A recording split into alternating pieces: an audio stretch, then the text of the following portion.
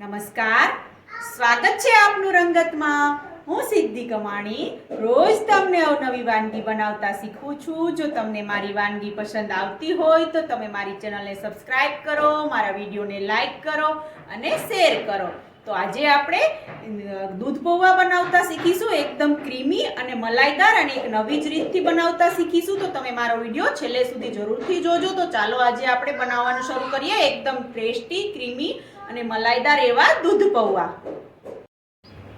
એકદમ ટેસ્ટી અને ઘટ્ટ અને મલાઈદાર દૂધ પૌવા બનાવવા માટેના ઇન્ગ્રેડિયન્ટ્સ આપણે જોઈ લઈએ। મેં 1 લીટર દૂધ લીધું છે, જે વધારે ફેટવાળું આવે છે તે। 1 નાની વાટકી ચોખાના પૌવા, એની સામે જેટલી આપણે પૌવા લીધા એટલી મેં અહીંયા સાકર લીધી છે, જે ટુકડી સાકર આવે છે તે, એને આપણે દળીને વાપરવાની છે એટલા માટે। તમે એની જગ્યાએ ખાંડ પણ લઈ શકો છો।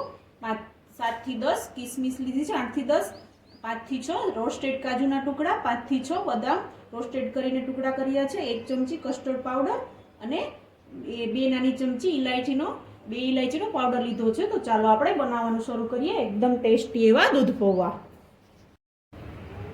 દૂધ પૌવા બનાવવા માટે આપણે જે 1 વાટકી સાકર લીધી છે તેને આપણે દળી લેવાની છે, એટલા માટે મેં અહીંયા 1 વાટકી જે પેલું લીધું છે સાકર તે આપણે મિક્સર બાઉલમાં એડ કરી અને ક્રશ કરી લેશું।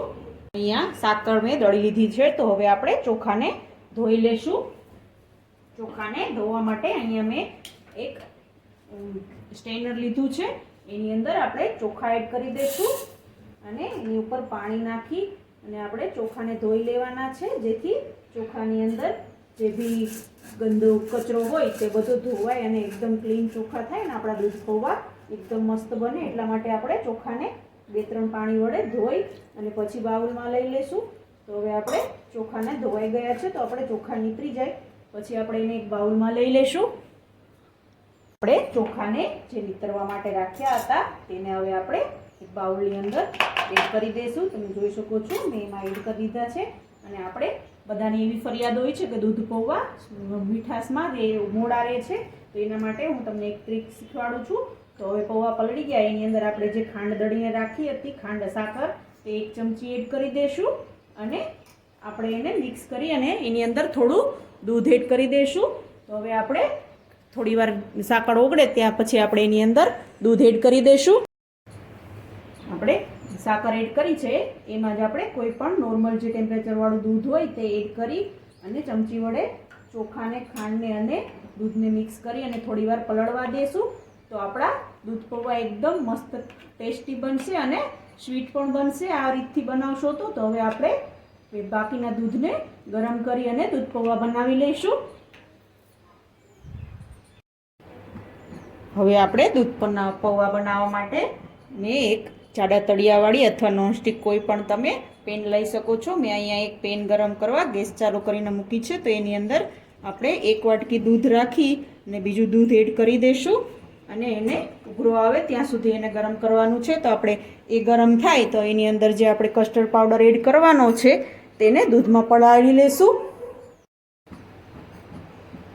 આપણું દૂધ ગરમ થાય છે ત્યાં મેં અહીંયા એક વાટકીની અંદર આપણે જે આ કસ્ટર્ડ પાવડર 1 ચમચી લીધો હતો તે એડ કરી દઈએ અને એની અંદર આપણે જે દૂધ રાખ્યું છે થોડું તે એડ કરી અને એને મિક્સ કરી લેશું। તો હવે આપણે એની અંદર થોડું દૂધ એડ કરી અને મિક્સ કરી લઈએ ચમચી વડે। તમે જોઈ શકો છો આપણે કસ્ટર્ડ પાવડરની અંદર દૂધ એડ કરી દીધું છે, તો ચમચી વડે કસ્ટર્ડ પાવડરમાં બધું જ કસ્ટર્ડ પાવડર દૂધની અંદર વ્યવસ્થિત રીતે મિક્સ થઈ જાય ત્યાં સુધી આપણે એને હલાવી અને મિક્સ કરી લેવાનો છે। તો આપણું દૂધની અંદર કસ્ટર્ડ પાવડર મિક્સ થઈ ગયો છે, તો હવે આપણે એને સાઈડમાં રાખી અને દૂધને થોડી વાર માટે ઉકાળી અને પછી આપણે એની અંદર જે આપણે સાકરનો પાવડર દળ્યો છે તે એડ કરવાનો છે। તો હવે આપણે દૂધને ઉફાણો આવે પછી આપણે એની અંદર સાકરનો પાવડર એડ કરી અને પછી એ પૌવા એડ કરશું। તો હવે આપણે દૂધને ઉકળવા દઈએ।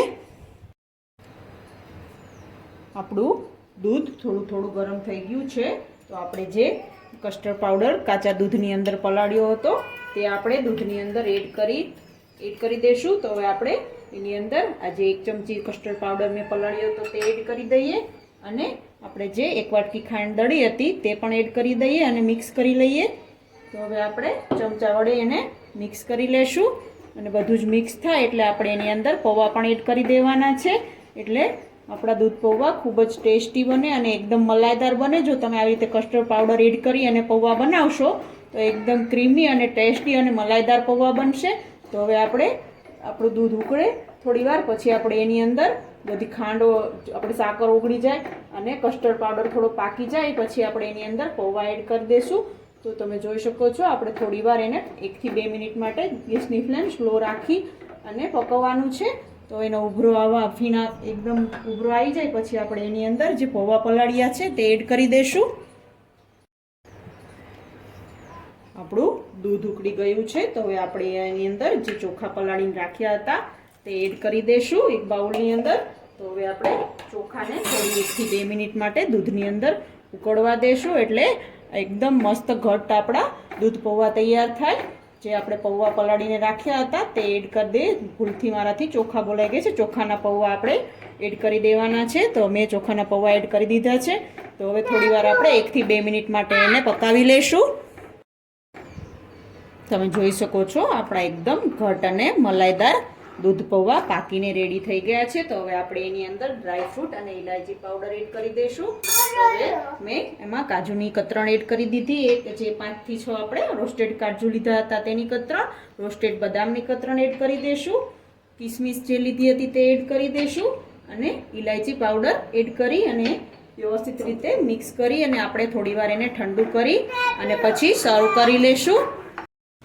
તો તૈયાર છે એકદમ ક્રીમી અને ઘટ અને ખૂબ જ ટેસ્ટી એવા દૂધ પૌવા. આ દૂધ પૌવા તમે મેં એક નવી રીતથી બનાવ્યા છે તો તમે પણ આ રીતથી ઘરે જરૂરથી ટ્રાય કરજો અને તમારા દૂધ પૌવા કેવા બન્યા તે મને કમેન્ટ બોક્સમાં જરૂરથી જણાવજો. અને રોજ આવી અવનવી વાનગી જોવા માટે મારી ચેનલને સબસ્ક્રાઈબ કરો, મારા વિડીયોને લાઈક કરો અને શેર કરો. કેવી લાગી આજની રેસીપી તમને?